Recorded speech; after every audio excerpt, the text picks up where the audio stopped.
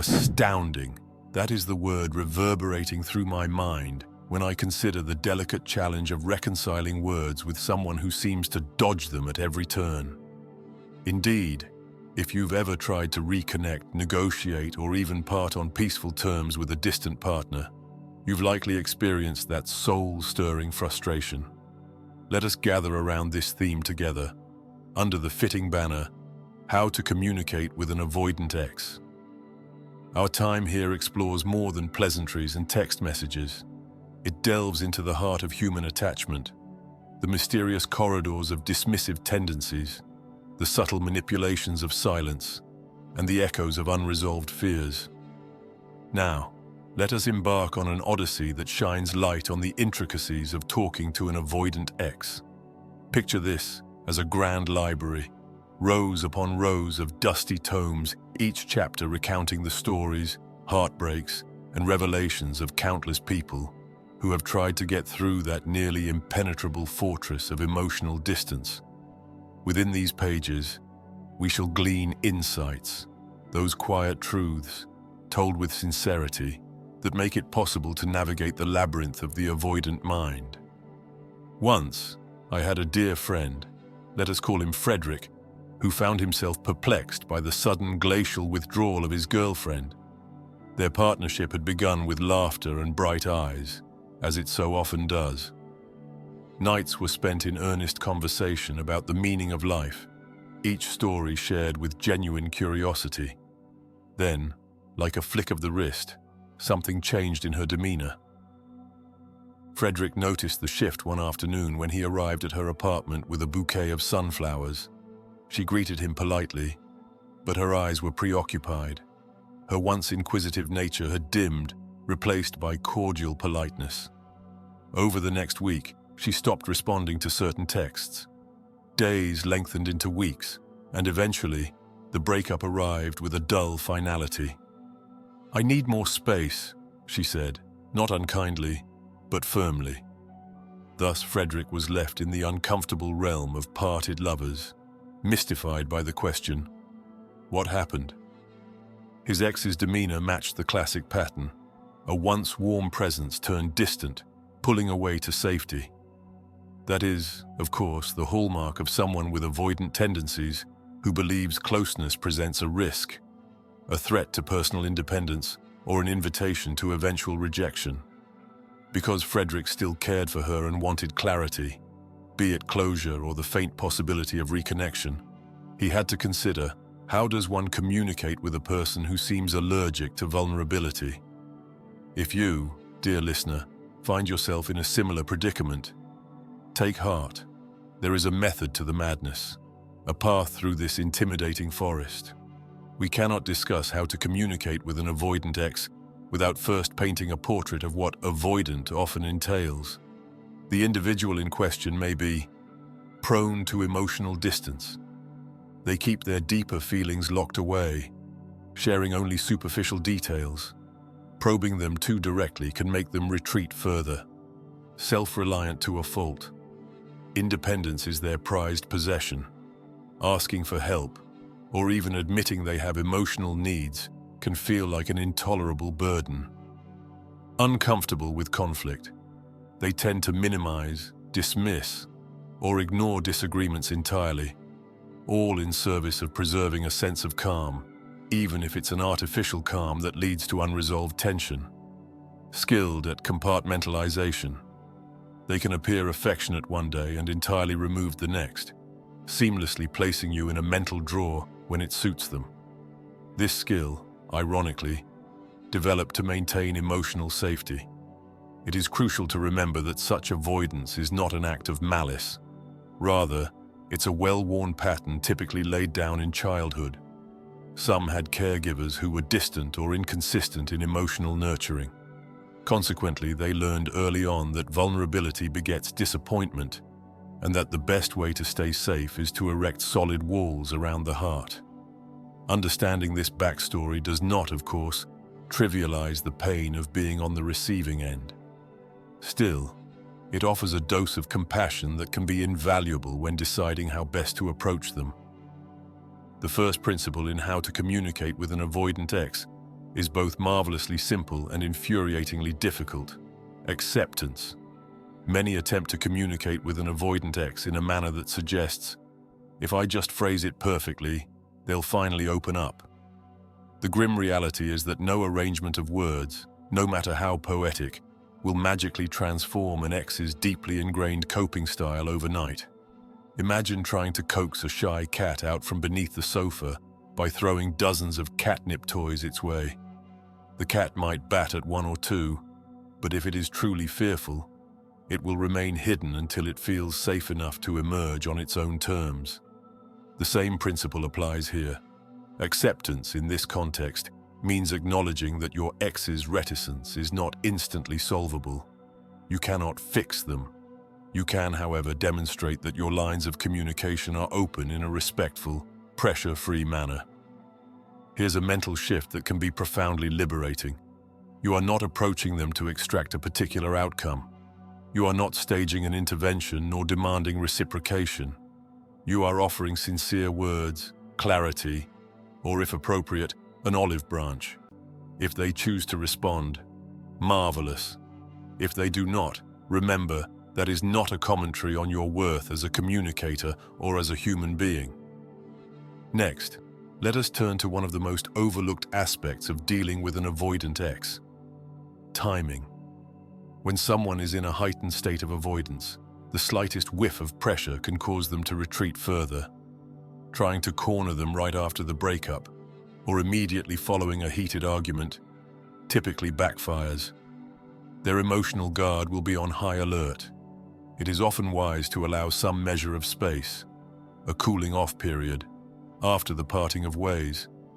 This might be days, weeks, or even months, depending on the intensity of the situation.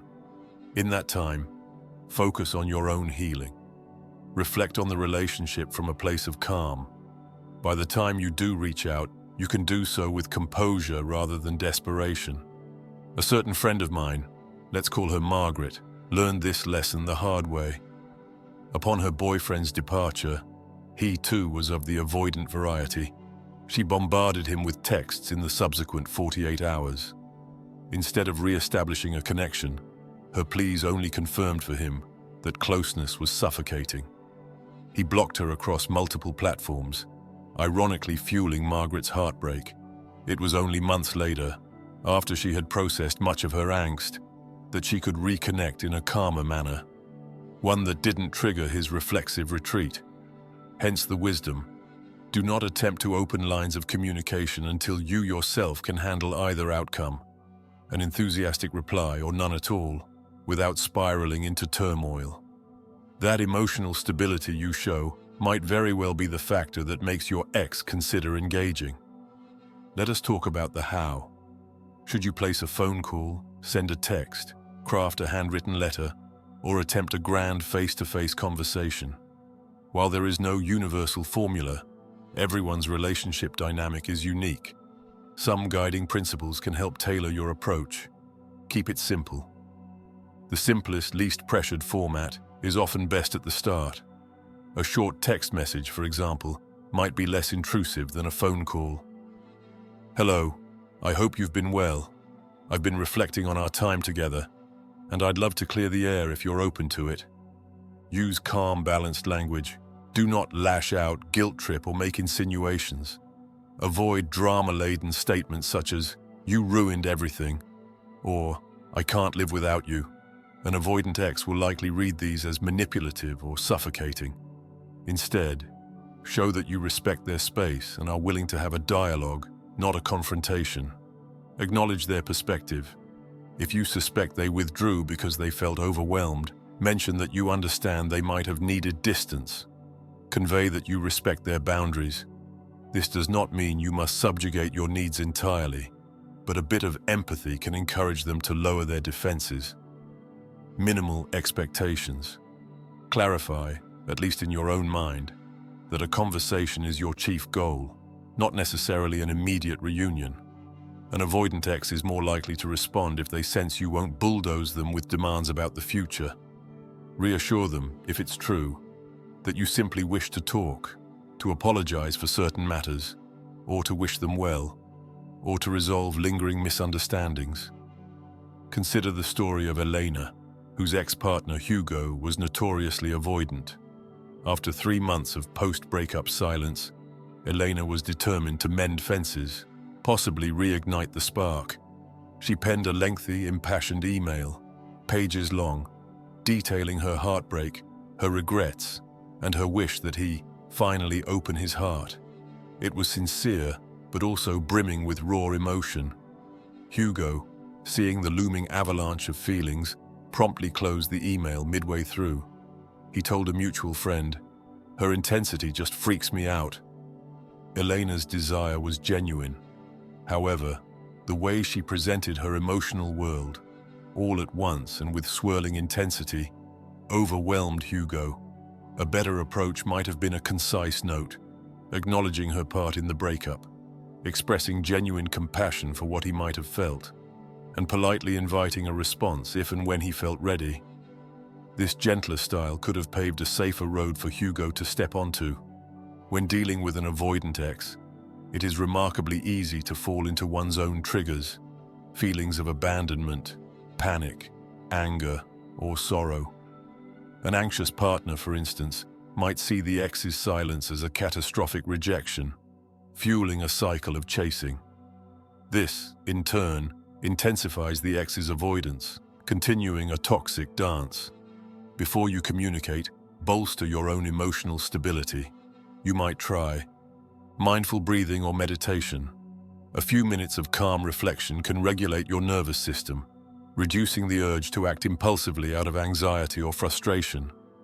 Journaling. Write down the reasons you are reaching out.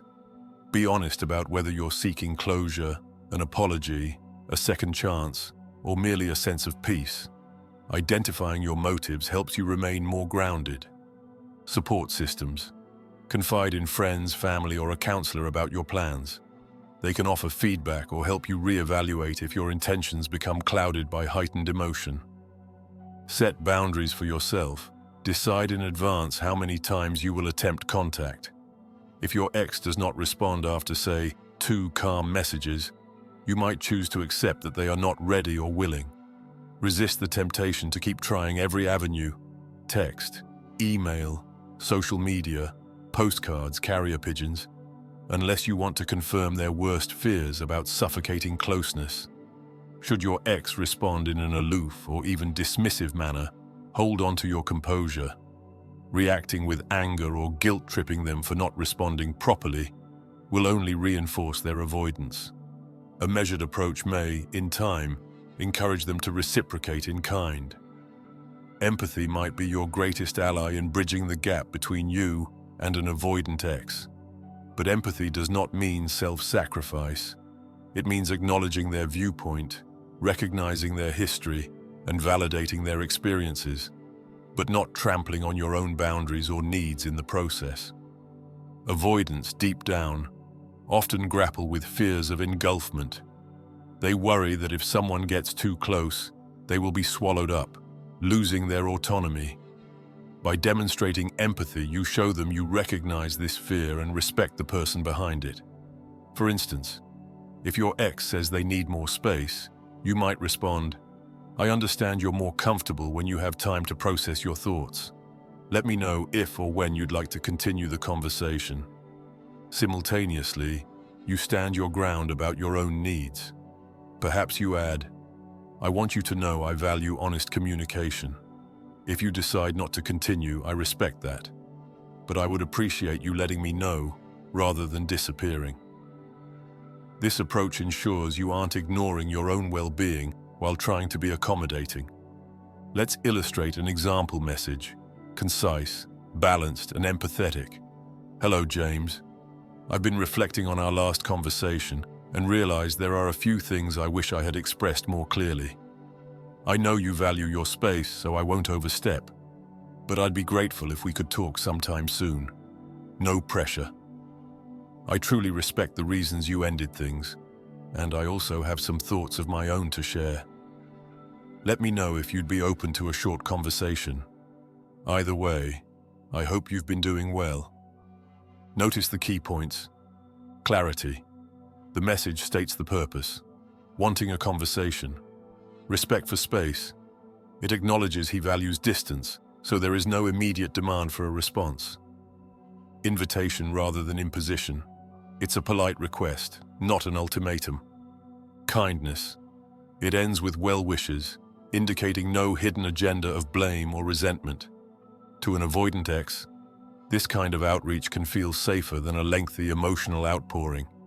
It grants them some control, whether or not they choose to reply, and does not frame the exchange as a high-stakes confrontation. If your ex does respond, you might venture into more substantial territory. This is where you tread carefully. Once the lines of communication are open, you may address certain unresolved issues or share your personal growth since the breakup. The crucial element remains. Keep the temperature moderate. Avoid catapulting your ex into a firestorm of blame or emotional intensity if they've only just begun letting their guard down. One might ask, should I apologize for my part in the breakup? Indeed, if you're sincere, an apology can be a healing gesture. But keep it straightforward. I realize now I sometimes pressured you for constant reassurance, and I'm sorry. I understand that probably made you feel cornered. Then pivot to show you've considered a new perspective or developed new coping strategies. I've been working on my own responses to anxiety, so I don't place that burden on you or anyone else in the future. You may be surprised how such honesty, coupled with calm self-awareness, can thaw an avoidant ex's frosty disposition. That said, they might also remain cool or even suspicious, especially if they suspect your words are merely a ploy to lure them back in. Consistency and patience are your allies. Give them a reason to trust that you will not revert to old patterns. No matter how tactful your approach, conflict might still flare up. Maybe you mention a topic, like finances, extended family grudges, or the circumstances of the breakup, that stirs a defensive reaction. The avoidant ex might shut down or lash out with short, terse answers. In these tense moments, remember, validate before defending. Even if you disagree, begin by validating. I can see why that situation made you uncomfortable. Your feelings are understandable. This does not mean you capitulate, but it shows you hear them. Stay curious. Ask gentle, open-ended questions. Can you tell me more about what made that feel overwhelming? The more space you create for them to articulate their perspective, the less cornered they'll feel. Manage your own reactions. If you sense yourself becoming heated, take a deep breath. Silence is permissible. You do not have to fill every gap with words. Composure often does more to quell tension than a flurry of retorts. Offer an exit. If you realize the conversation is spiraling, politely suggest, let's pause and revisit this when we're both calmer. I respect that this may be a lot to process right now. Boundaries. Oh, how they are misunderstood. With an avoidant ex, boundaries can feel contradictory. After all, might they see boundaries as just another form of emotional invasion? Paradoxically, the right kind of boundaries can actually make them feel safer because it clarifies expectations and limits. You might say, I'm willing to talk, but I can't continue if you keep ignoring me for weeks without a word. Let's agree to check in at least once within a reasonable time frame. Or, if you need space, that's fine. But I need you to communicate that instead of disappearing abruptly. Such statements let them know you won't chase them indefinitely, nor will you allow them to treat you carelessly. Ironically, many avoidants appreciate this structure because it removes ambiguity. They know exactly what to expect, which can ease the ever-present worry of being overwhelmed. In every conversation with an ex, avoidant or otherwise, there lies the question of personal growth. Have you learned from your past mistakes? Are you communicating from a place of genuine self-awareness, or simply repeating old habits? No script, no matter how perfectly worded, can hide insincerity. A mismatch between your words and your actions will ring hollow. Suppose, for instance, that in your previous relationship, you had a tendency to escalate small conflicts into emotional avalanches. Now, you promise your ex you've changed. Yet the next time they express a minor frustration, you revert to old patterns, unleashing a torrent of accusations. That contradiction will confirm their wariness. On the other hand, if you truly have cultivated better emotional regulation through therapy, introspection, or self-help, your calmer approach in heated moments will speak volumes. Thus, it's vital that you approach your ex, avoidant or not, only when you can genuinely showcase growth. Let them see that you are not the same anxious or resentful partner they remember. You're capable of calmer, more constructive dialogue. That is not to say you must be perfect. None of us are. But your ex's perceptions might shift if your renewed steadiness feels real, rather than performative. Sometimes these strategies lead to a pleasant surprise. Your ex might soften, lower their guard, and begin to entertain the notion of rekindling the relationship. If that is part of your aim, proceed with careful curiosity. Avoidance may welcome closeness one day and feel smothered the next. This is not necessarily your fault. Their internal tension between longing for connection and fearing it runs deep. Should you embark on a renewed courtship, treat it as an entirely new relationship. Establish fresh patterns of communication. Set realistic expectations for how often you'll see each other or talk. Recognize that you might have to navigate old triggers from both sides. Celebrate small wins, like them initiating a phone call or sharing a deeper feeling, without pushing for more than they can handle at once. And if you sense that old cycles are re-emerging with no improvement in sight, do not ignore the alarm bells. Love can be as blinding as it is beautiful. You deserve a partnership that does not revolve solely around tiptoeing around an ex's avoidance. There must be reciprocity, a willingness on their part to meet you halfway. If that is absent, you may have to walk away for the sake of your own emotional well-being. Allow me to illustrate how a thoughtful, longer communication might look. Use it as a blueprint to shape your own voice and circumstances. We'll name the writer Anna and her avoidant ex Benjamin. Benjamin. I've been sitting by my living room window, sipping tea and replaying the good memories we created. I know it might sound sentimental, but that's where my mind wandered. I've reflected a great deal on the past months, our arguments, the day we decided to part, and the quieter moments when we both seemed to find peace in each other's company. I'm writing because I have some things on my heart that I never fully expressed. I realize now that at times, my anxiety might have pushed me to seek constant reassurance. I suspect it felt suffocating to you. For any pressure I added to your life, I'm genuinely sorry. I've spent some time understanding my triggers, and I can see more clearly the impact they might have had on you. That said, I also want to clarify that I hold no resentment or blame. I understand that you often need time alone to process your emotions, and I truly respect that. It doesn't negate my own desire for closeness, but it does help me see how I could have approached certain topics in a gentler way. I'd love to know how you're doing, if you feel comfortable sharing. I want to hear about your artwork. I remember how much passion you once poured into those sketches, or even just about the new cafe you might have discovered. There's no obligation. I know you prefer your space, but if you're open to a bit of conversation, I'm here. No pressure, truly. And if you decide now is not the time, I understand. I wish you well, Benjamin, and want you to know our time together mattered to me. Warmly, Anna. Observe the tone. It's empathetic. It apologizes without groveling.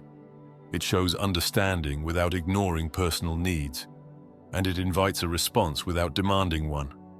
For many avoidants, this can be a breath of fresh air, an opening rather than an onslaught. An essential aspect of any attempt to communicate with an avoidant ex is the capacity to let go. Despite your best intentions, your carefully considered words may land on deaf ears. They might respond with minimal interest, or not at all. This is where your own healing becomes paramount.